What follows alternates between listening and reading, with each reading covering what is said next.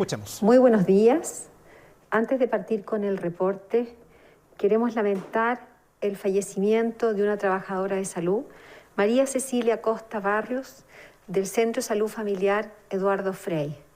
Es la sexta trabajadora de salud que ha fallecido producto de la pandemia del coronavirus. Queremos dar nuestro más sentido pésame a todas las personas que han fallecido durante este periodo producto de este virus, el coronavirus, que ha afectado a nuestro país. Antes de partir, quiero dar reporte de la situación de nuestro país. Quiero dar reporte de la situación mundial. A nivel mundial ya hay más de 5.900.000 personas contagiadas por el coronavirus, de las cuales 365.000 han fallecido.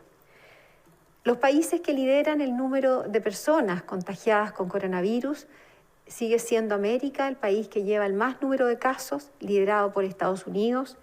En segundo lugar, Brasil, Perú y Canadá. ¿Cuál es la situación de nuestro país que nos ha afectado en las últimas 24 horas? Podemos decir que en las últimas 24 horas se han reportado 4.220 casos confirmados de coronavirus, de los cuales 3.736 son casos sintomáticos y 484 son casos asintomáticos. Sigue siendo la región metropolitana la que concentra el mayor número de casos nuevos, que no ha dado tregua esta gran pandemia. Con respecto a las personas que se han recuperado hasta este momento, podemos decir que se han recuperado a la fecha 40.431 personas de coronavirus. Y finalmente quiero decir que lamentamos el fallecimiento de 53 personas asociadas al coronavirus, lo que da un total de 997 fallecidos asociados al coronavirus. Antes de continuar con el reporte, quiero decir que esta enfermedad no nos ha dado tregua. Puede afectarnos a todos, a los adultos, a los jóvenes, a los seres queridos. Vamos a ver personas muy cercanas que pueden ser contagiadas por coronavirus. Y es por eso que es muy importante que todas aquellas personas que son COVID positivo deben de realizar un aislamiento estricto. Hay personas que por sus condiciones sanitarias no pueden realizar un aislamiento estricto y es por eso que hemos potenciado la estrategia de residencias sanitarias. Las residencias sanitarias son hospedajes donde las personas COVID positivo son aisladas, son cuidadas y también son vigiladas sanitariamente en caso que presentan sintomatología. De esta manera es una estrategia que esperamos contener la propagación del coronavirus. En el día de ayer me tocó visitar la región de Valparaíso, una región donde hemos visto un aumento del número de casos de COVID-19 y donde hemos fortalecido de una manera muy importante esta estrategia de residencias sanitarias. Todas aquellas personas COVID positivo que no pueden realizar su aislamiento en su casa porque no cuentan con estas medidas tan estrictas de aislamiento, son trasladadas a una residencia sanitaria. Quiero agradecer a la región de Valparaíso, donde esta estrategia ha sido implementada de una manera muy eficiente. Ya contamos con 2 residencias sanitarias en la región de Valparaíso. En el día de hoy se está implementando una tercera residencia en la región y el día lunes se va a implementar una nueva residencia también en la región que va a estar en la comuna de San Antonio. Quiero agradecer a la población la respuesta que ha tenido en este sentido, porque vemos que esta estrategia que está fortalecida en todas las regiones de nuestro país, hemos visto una muy buena respuesta para aquellas personas que no pueden realizar su aislamiento en sus casas, producto de la exigente medidas que deben realizar en esta situación. Quiero dejar al ministro de Salud para que continúe con la cuenta pública. Muy buenos días. Continuando con el detalle del informe diario, el día de ayer se hicieron 16.814 exámenes de PCR, se informaron este número de exámenes, que es la segunda cifra más alta desde que se inició el testeo con esta tecnología desde que iniciamos la vigilancia de la pandemia. Hemos detectado algunos atrasos en procesamiento de exámenes, específicamente en la región de O'Higgins, donde se ha autorizado en las últimas horas al laboratorio de la Fundación de Salud del Teniente, dependiente de Codelco, que inicie el procesamiento de exámenes para disminuir esta espera.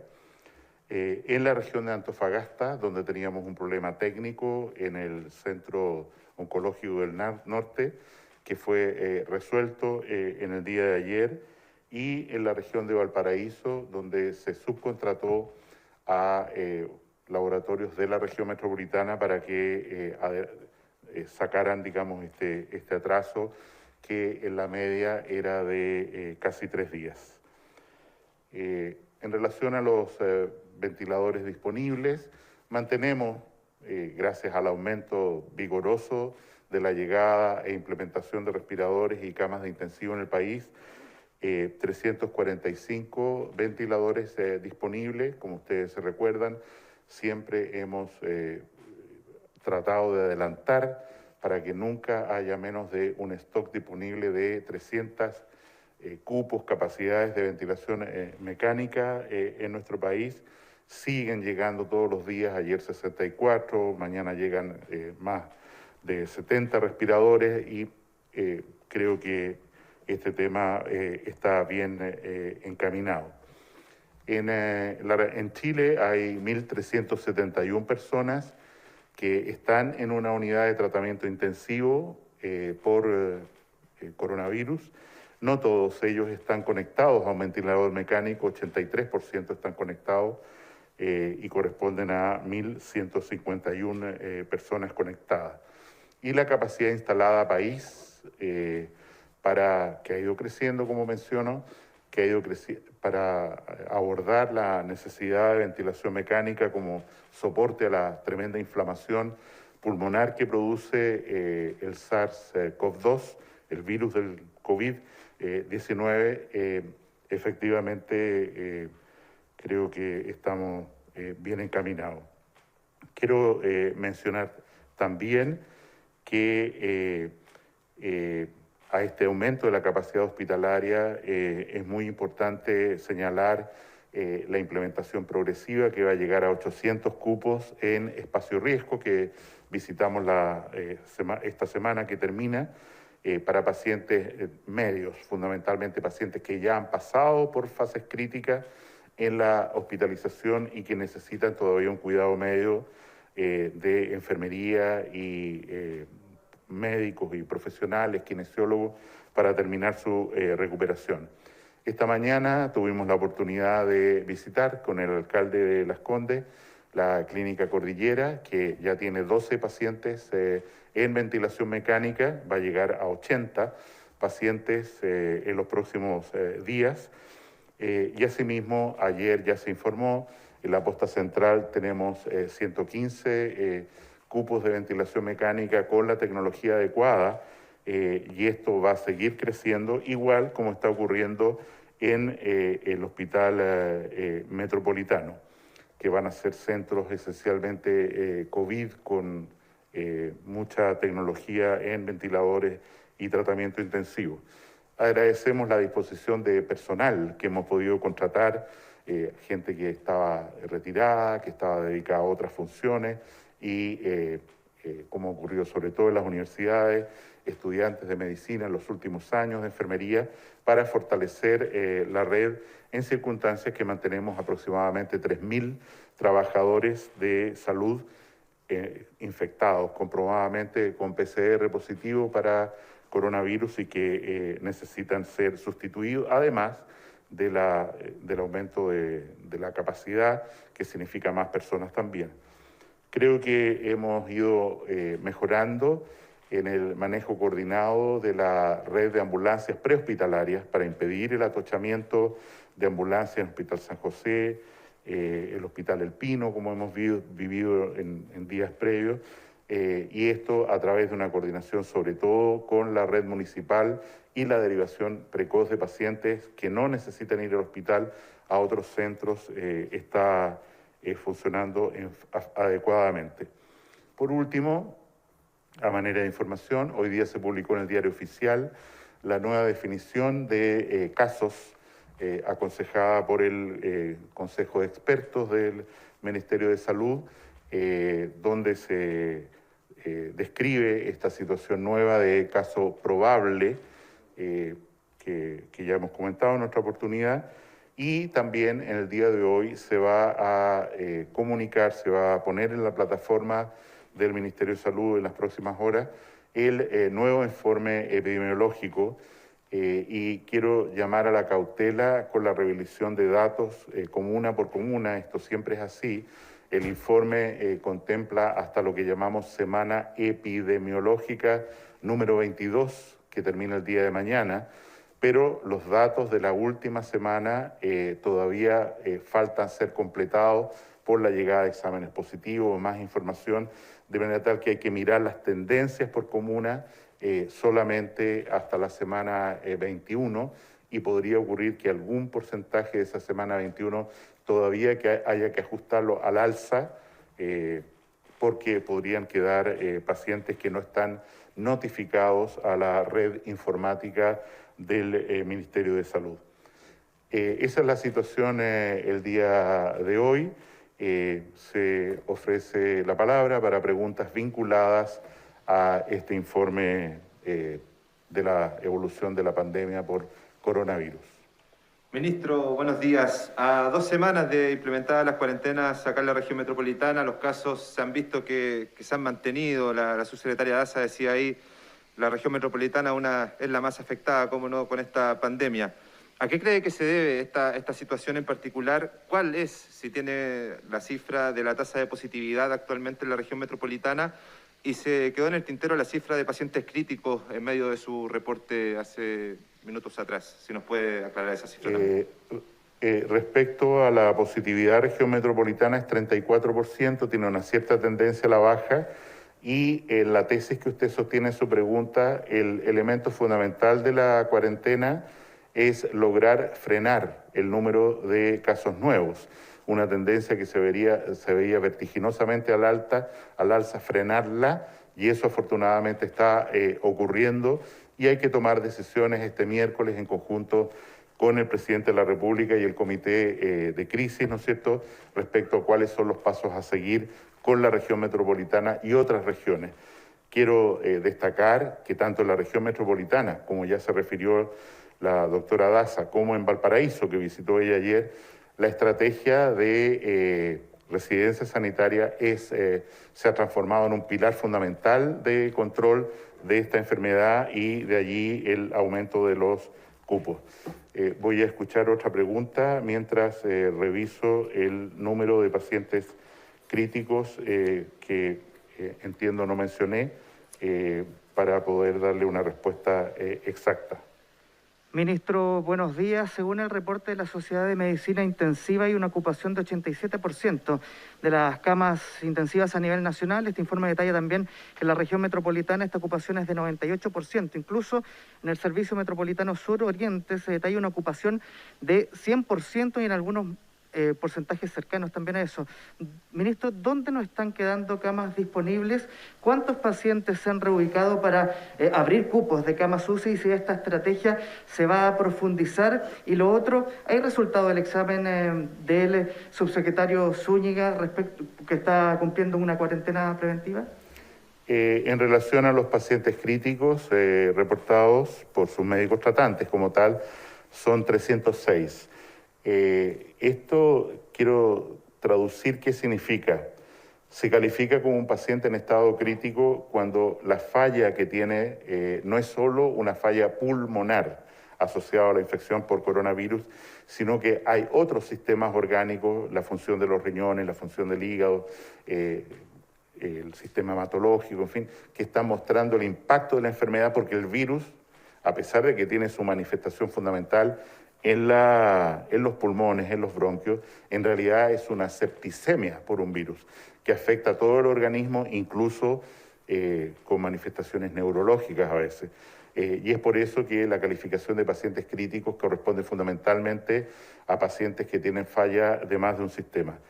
Agradezco mucho en su pregunta la preocupación por la salud del subsecretario Zúñiga. Afortunadamente él se mantiene sin síntomas, no se ha hecho todavía examen de PCR porque les recuerdo que lo ideal es que ese examen de PCR se haga aproximadamente al 5.º día, que se cumple el día de hoy, sábado, para obtener la máxima positividad si es que él realmente, producto de ese contacto estrecho, ha sido contagiado y está desarrollando una forma asintomática de la enfermedad.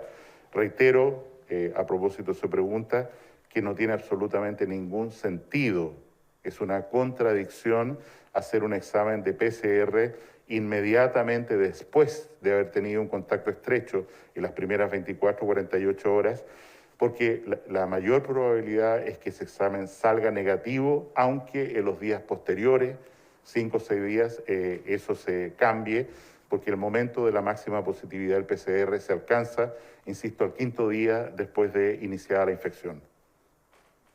Ministro, pero respecto a la ocupación de camas, ¿dónde está la principal preocupación en la región metropolitana? Y si el traslado de pacientes para abrir cupos va a ser una estrategia que se va a profundizar en ese sentido, sobre todo lo que está pasando en algunos sectores de la región metropolitana. O sea, se va a profundizar y mantener, como hemos dicho todos los días. Estamos hablando de una red integrada que ocupa todos los recursos de distintas partes del país. Solo en el mes de mayo, fuera de la región metropolitana, se han trasladado más de 60 personas desde que iniciamos esto, incluidos los traslados dentro de la región metropolitana, son mucho más de 1.000 traslados, y efectivamente esto es una parte fundamental de la estrategia cuando tenemos un hospital, ¿no es cierto?, que tiene una ocupación de 60% y a un vuelo de traslado o a una ambulancia de traslado tenemos otro hospital en el cual la ocupación está llegando a 95 o más %.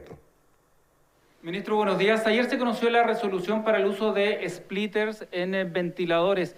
¿Cuáles son las razones de por qué se toma esta decisión? ¿En qué condiciones se van a utilizar y cuáles son los riesgos para los pacientes? Eso en primer lugar. Lo segundo, hay reclamo de camioneros por los cordones sanitarios que se demoran demasiado en cruzar, hasta 5 horas, y eso hay demoras en las entregas, dicen ellos. Si se puede hacer una fila especial para camioneros. Y lo último, ¿cómo toma usted comentarios como por ejemplo el del alcalde Codina de Puente Alto, que dice que la ministra Rubilar sería una súper buena ministra de Salud?